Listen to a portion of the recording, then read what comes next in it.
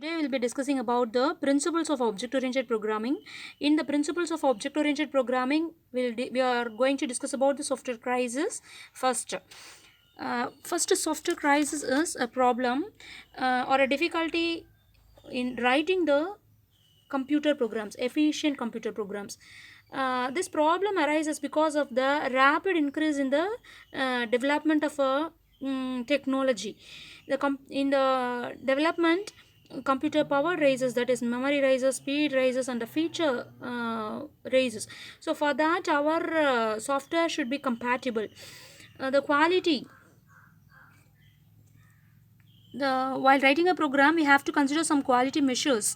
The quality measures are correctness, maintainability, reusability, interoperability, portability, security, integrity, and user friendliness.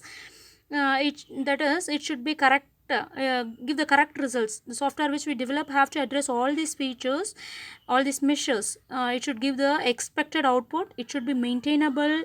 In future, if you want to extend or make changes, it should be maintainable. Existing features, maybe in case if we extend the that is, we develop an update, the existing should be reusable, and the software which we develop, that should be interoperable. It should be compatible to any type of machines. It should be portable, that is, it should be easy to transfer from one machine to another machine without any change. It should be more secure, integrity, and it should be a user friendly one, so that it will be easy for everyone to use with less difficulty.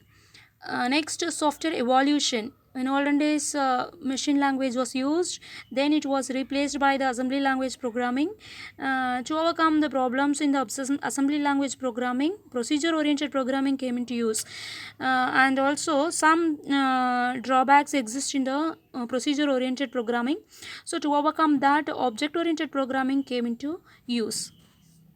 Now we'll have a look at the procedure-oriented programming. Some programming languages such as C, COBOL, Fortran, these are all called as a procedure-oriented programming.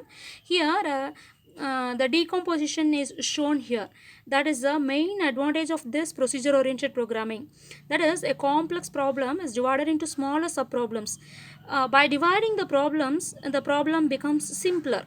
In the next level, hierarchically we can decompose a problem.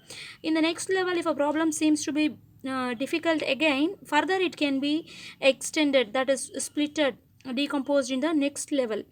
Till we get the problem simpler and easier to understand, we further keep on dividing, and smaller tasks at the lower level can be solved. Finally we combine all the solutions, we get the solution for the original thing. That is the biggest advantage of this procedure oriented programming. Some of the characteristics are given here. The main feature of this procedure oriented programming is the functions. It follows the top down approach. Data move freely from one function to another function, and the problem here is adding a new data or a function is not easy here in a procedure oriented programming, and it is less secure because it does not support any access specifiers, and most of the functions share the global data. Here the relationship among the data and a function in a procedural programming is given. Global data is shared by all the function. Each and every function in turn can have its own local data.